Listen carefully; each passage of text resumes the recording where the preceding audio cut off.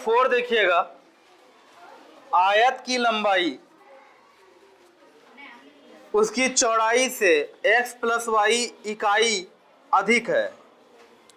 यदि चौड़ाई z इकाई हो तो आयत की लंबाई और क्षेत्रफल के लिए व्यंजक लिखिए। फिर से सुनो क्वेश्चन कि आयत की लंबाई, जब भी ऐसा क्वेश्चन तुम पढ़ते हो तो साथ साथ क्वेश्चन पढ़ने के साथ साथ दिमाग में पिक्चर भी बनाना शुरू करो, ठीक है। और दिमाग में पिक्चर इस तरह का बनता है, देखो दिमाग में पिक्चर तो सबका बनता है ना दुनिया में, जिसको कि विजुअलाइजेशन कहते हैं। तो क्वेश्चन हम लोगों से कहा कि आयत का जितना चौड़ाई है, चौड़ाई कौन होगा, ये होगा चौड़ाई। चौड़ाई की बात करें, अगर ये आयत है हमारा ए बी सी डी, तो चौड़ाई तो यही है। और लंबाई क्या होगा, ये होगा, है ना। क्वेश्चन का पहला लाइन क्या कह रहा है कि आयत की लंबाई, आयत की लंबाई चौड़ाई से x प्लस वाई इकाई अधिक है। क्वेश्चन है आपका, आयत की लंबाई इसके चौड़ाई से x प्लस वाई इकाई अधिक है। आयत की चौड़ाई है z, तो बताइए आयत का लंबाई क्या होगा और आयत का क्षेत्रफल क्या होगा। यही आपसे क्वेश्चन में पूछा गया है। इसका आंसर साफ साफ इतना होगा कि देखिए, हमने एक आयत का फोटो बना लिया, पिक्चर बना लिया, डायग्राम बना लिया, चौड़ाई क्या है वो देख लिया, लंबाई क्या है ये भी देख लिया। पहला लाइन जो है उसका वो कह रहा है कि लंबाई जो है वो चौड़ाई जितना भी है इसका, उसमें आप अगर x प्लस वाई को जोड़ देंगे, चौड़ाई जो भी है इसका उसमें अगर आप x प्लस वाई को जोड़ देंगे तो वही लंबाई के बराबर है। पढ़िए क्वेश्चन को, पहला लाइन यही कह रहा है ना कि आयत की लंबाई इसके चौड़ाई से x प्लस वाई इकाई अधिक है, यानी कि चौड़ाई जोड़ x प्लस वाई बराबर लंबाई। फिर अगले लाइन में लिखता है कि इसका चौड़ाई है z, पहला लाइन में नहीं लिखा है, दूसरी लाइन में लिखा है। तो क्वेश्चन कभी कभी स्टूडेंट को थोड़ा सा कंफ्यूज करने के लिए ऐसा करता है, तो आपको भी घबराना नहीं है, पूरा पेशेंस के साथ पूरा क्वेश्चन को पढ़ना है। जो बात शुरू में देना चाहिए हो सकता है छूट गया हो, वो बात वो खुद बाद में देगा। लेकिन कोई भी क्वेश्चन बिना आंसर का रास्ता बताए कंप्लीट नहीं हो सकता है, इसका विश्वास अपने अंदर रखिएगा। और क्वेश्चन पूरा पढ़ लेने के बाद फिर आप ही को ढूंढना है कि इसमें से आंसर का रास्ता कहाँ से निकलेगा। देखो, चौड़ाई जब z क्लियर है तो हम लोग इसको लिखेंगे z plus x plus y. तो फिर आप इसको लिखिए x plus y plus z, देखने में थोड़ा अच्छा लगता है एक्स वाई जेड। आप ऐसे भी लिखेंगे तो कोई आपको काटने वाला नहीं है, ठीक है। यहाँ के बाद अक्सर लोग ऐसा लिख देता है, तो बहुत लोग बोलता है कि सर क्या ऐसा लिखना जरूरी है। नहीं है जरूरी, आप यहीं छोड़ सकते हैं, बस देखने में अच्छा लगता है एक्स वाई जेड, इसलिए एक सीरियल में कर दिया गया है। कोई दिक्कत है किसी को? अब आगे देखो क्या होगा इसमें। जब इतना काम कर लेंगे तो इसी क्वेश्चन में का क्या पूछा गया है, लंबाई क्या है। पहला क्वेश्चन तो ये है लंबाई क्या है। फिर दोबारा तब क्वेश्चन का दूसरा पार्ट कहता है कि उसका क्षेत्रफल क्या है। लंबाई तो क्लियर हो गया कि x plus y plus z जो है यही लंबाई है। अब है कि क्षेत्रफल क्या है। तो क्षेत्रफल बराबर आप लोग पहले से जानते हैं, क्या जानते हैं क्षेत्रफल बराबर लंबाई गुना चौड़ाई, एरिया बराबर लेंथ गुना ब्रेड्थ, है ना। तो लंबाई क्या हो जाएगा आपका, यहाँ क्या निकला है x plus y plus z, तो गुना चौड़ाई क्या है जेड है। तो बराबर कर दो, आगे और बढ़ाओ, z into x plus y plus z. Answer यही हो जाएगा आंसर।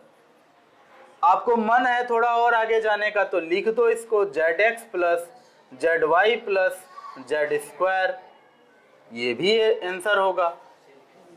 दोनों आंसर सही है। अब किताब में कोई एक दे दिया तो इसका मतलब ये नहीं है कि दूसरा लिख ही नहीं सकते हैं। ये भी अपने आप में सही रूप है, ये भी अपने आप में सही फॉर्म है, कोई दिक्कत की बात नहीं। तो यही था पहला जो 4 नंबर क्वेश्चन है आपका एक्सरसाइज 9.3 का कि 9.2 का 9.3 का। तो एक्सरसाइज 9.3 क्लास 8 मैथमेटिक्स, इसमें हिंट करेंगे, पूरा नहीं बनाएंगे। यदि किसी लड़की ने x प्लस वाई रुपए प्रति किलो के दर से m प्लस n किलोग्राम आलू और y रुपए प्रति किलोग्राम की दर से m माइनस n किलो टमाटर खरीदे तो उसे कुल कितनी राशि देनी होगी। बहुत ही सिंपल क्वेश्चन है। कितने लोगों ने बना लिया, हाथ उठाओ। देखिए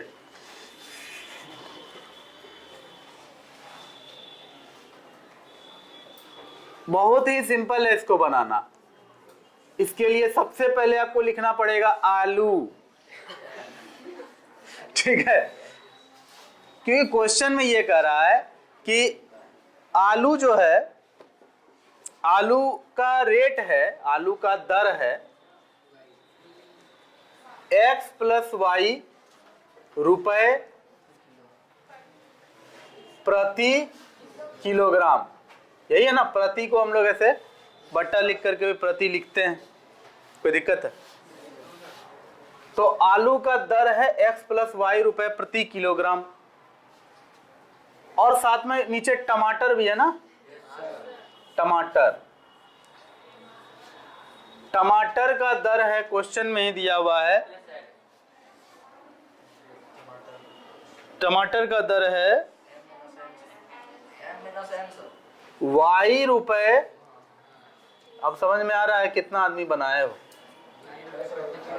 y रुपए प्रति किलोग्राम, ये टमाटर का दर है। ये सच बात है कि तुम कैसे भी बनाओगे, अगर थोड़ा ट्राई करोगे आंसर मिल जाएगा, लेकिन आंसर मिलना ये पैमाना नहीं होता है इस बात का कि आप मैथ जान गए। मैथ आप जानते हैं इस बात का, तो यही सबूत आप दे सकते हैं कि आपका सारा स्टेप सही हो, एक एक स्टेप आपका सही हो।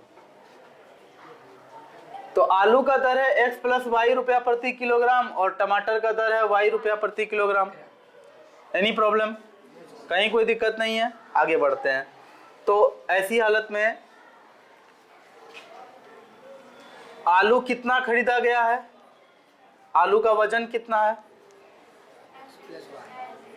आलू का वजन m प्लस n किलोग्राम, कोई दिक्कत है? और टमाटर का वजन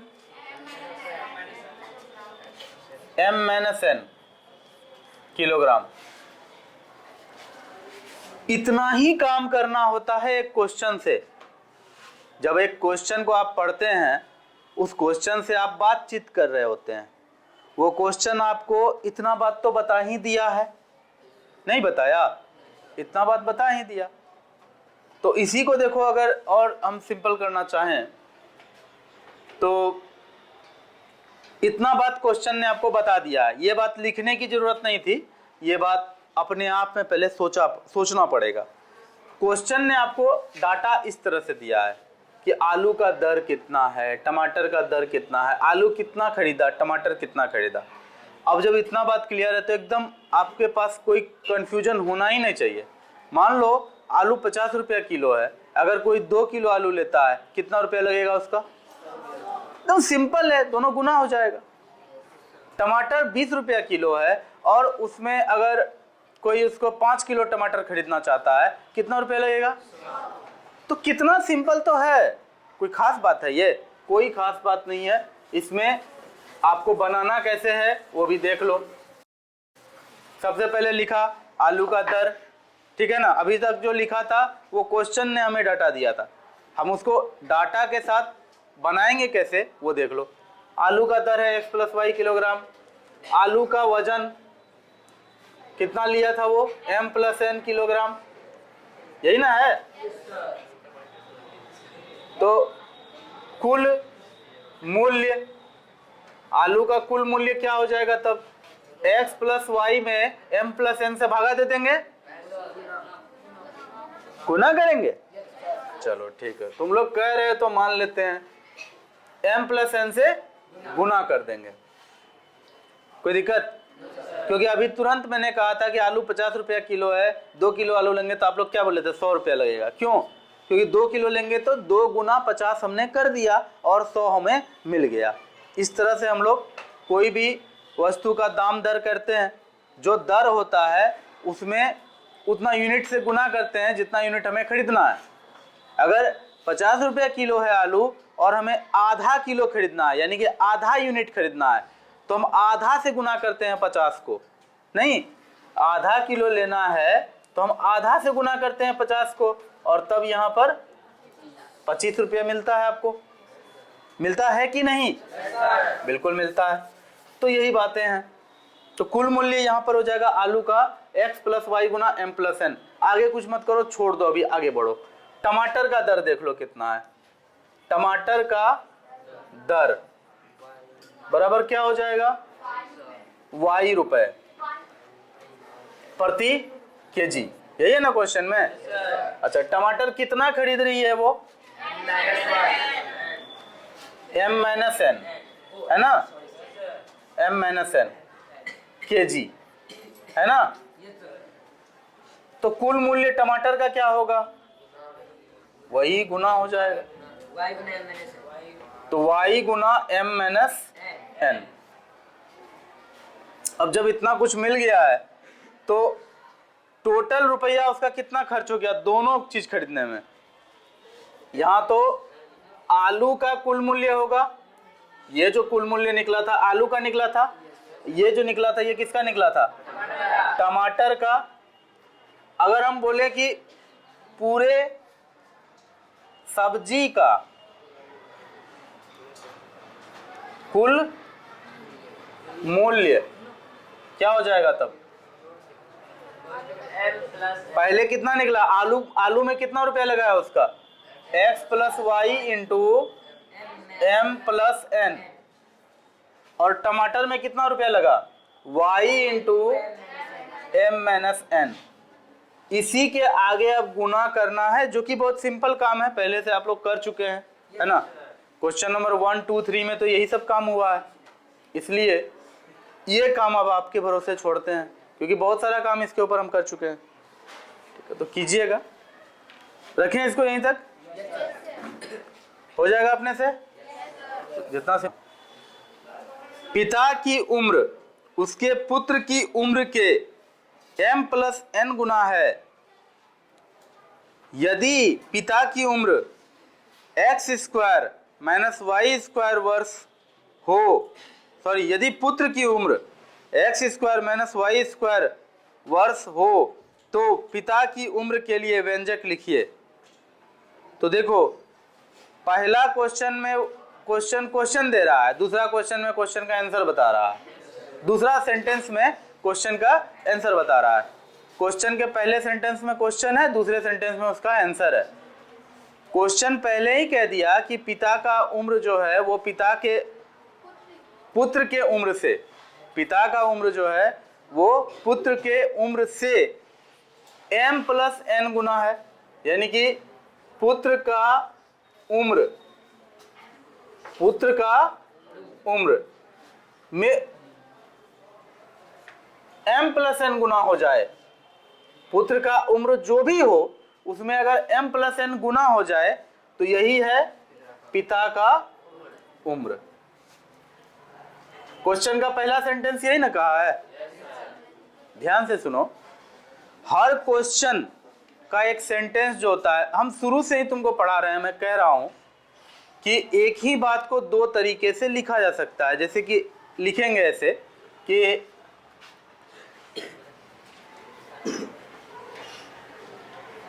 x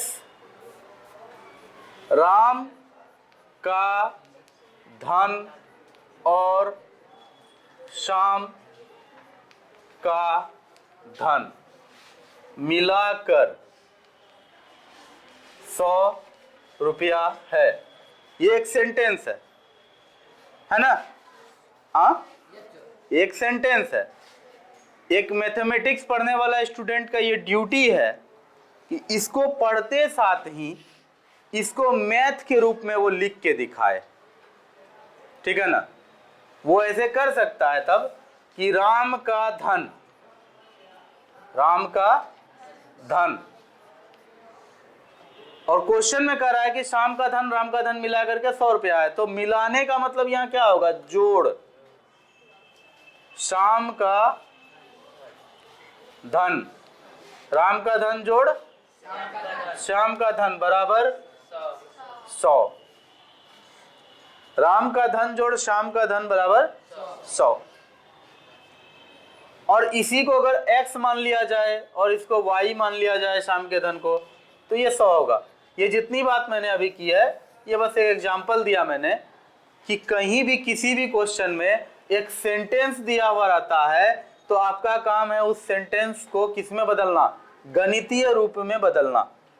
बराबर, गुना, भागा, प्लस, इन सब चीजों के रूप में लाना आपका काम है। क्वेश्चन आपको इसी तरह का सेंटेंस लिख के देगा, वाक्य लिख के देगा। इससे यहां तक आना किसका काम है? स्टूडेंट का काम है। क्वेश्चन का काम नहीं है आपको यहां तक सब चीज समझा दे। तो अब आओ फिर से अपने क्वेश्चन पर आओ। क्वेश्चन हमारा ये कहा था कि पिता का उम्र जो है वो पुत्र का उम्र का m+n गुना है। ये बात वो सेंटेंस में लिखा था, असल में वो यही बात था ना कि पुत्र का उम्र गुना m+n बराबर पिता का उम्र। बात तो यही था ना। आगे बढ़ाओ गाड़ी अपना। क्वेश्चन के अगले ही सेंटेंस में लिखा हुआ है कि पुत्र की आयु कितनी है? x² - y²। तो पुत्र का उम्र ना लिख करके हम लोग लिख दें यहाँ पर कि x² - y² इंटू m+n, ये तो पहले से था, बराबर पिता का उम्र। कोई दिक्कत है? नोट हो जाएगा ये।